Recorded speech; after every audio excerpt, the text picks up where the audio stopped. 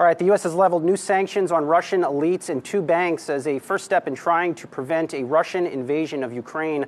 Let's break this down more with BTIG Director of Policy Research, Isaac Boltansky. Isaac, always nice to see you. What's next here? Good morning. So look, I think that my main point to clients is as follows. What we saw from the White House yesterday should be viewed as modest, relatively narrow, and highly unlikely to be the last word here. I think that we're going to have to wait and see what happens on the ground in Ukraine. But based on comments from numerous Western leaders, it appears that there will be more military action from Russia. At that point, we need to start thinking about what the next reaction from Western leaders and other members of the coalition will be. My sense is that we should expect additional sanctions. So we should actually expect the scope of sanctions to be broadened to more banks than the two that were covered yesterday. And interestingly, Brian, I think we're going to start talking about export controls. That's a very meaningful issue that I think this White House in particular wants to focus on. Isaac, something that I haven't heard a lot of people talk about is sort of the view on this whole conflict and our reaction to it from the American people. And then as we try to do some early extrapolation to the election, to the midterm elections, which everybody seems to have been doing lately, talking about how that's going to go. I'm just curious how you're viewing it and what you're telling clients on that front. Does this affect the midterms at all? Does it affect public opinion of the president and Congress? Yeah, of course. Everything affects everything, right? So I think that we can cop out with that answer. But frankly, Joy, I'm of the view that the House was already going to flip. Just historically, if you look back, the president's party, on average, loses 27 seats, right? Democrats have a margin of about 4 seats right now. So the odds were already overwhelmingly in favor of Republicans taking the House. So I haven't spent too much time trying to think through how this specific event is going to impact it, because the odds are heavily in favor of divided government beginning next year. In terms of the key political issue, and one that I'll watch for some of these Senate races, it's energy prices, right? Inflation. It's the things that we were talking about before this issue in Ukraine. And so I think the two things that we should be aware of in terms of the broader conversation through a DC lens is we will probably have a release from the Strategic Petroleum Reserve, although we've got a caution there. That SPR is at 19-year low levels in terms of its reserves. And there's a belief that this whole Russia-Ukraine issue is going to prove to be a tailwind for efforts to restart the Iran deal so that some of Iran's production can come back into international markets.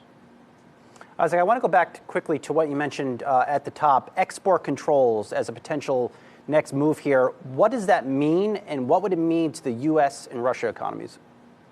Yeah, so there are numerous ways, as we've seen in the past, that sanctions can be subverted or avoided.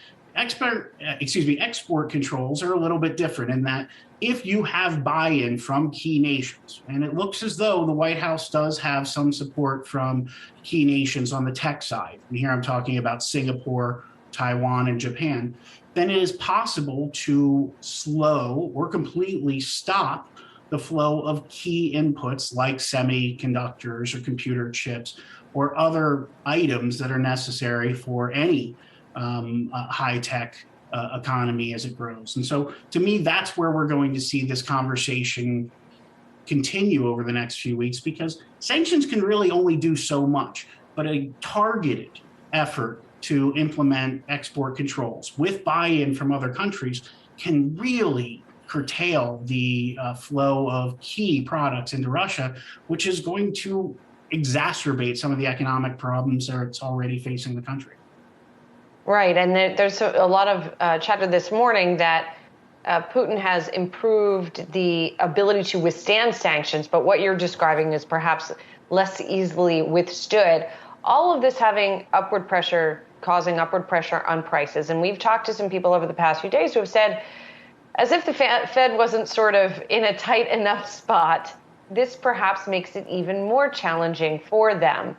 What are you telling clients on that front as to how this feeds into, as you say, everything affects everything, how this feeds into that situation? Yeah, look, the Fed already had the hardest job of anyone I know to manage expectations in the market over the next few months.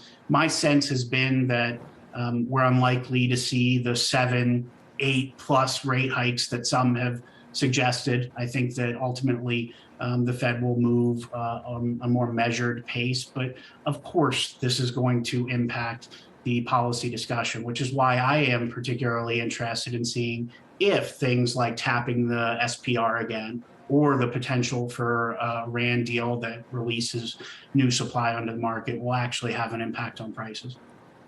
Isaac, let me put you on the spot here before we go. If inflation does stay at these levels, food inflation, gas price inflation, heating oil inflation for people's homes, you name it, does this set the stage for President Biden to be a one-term president?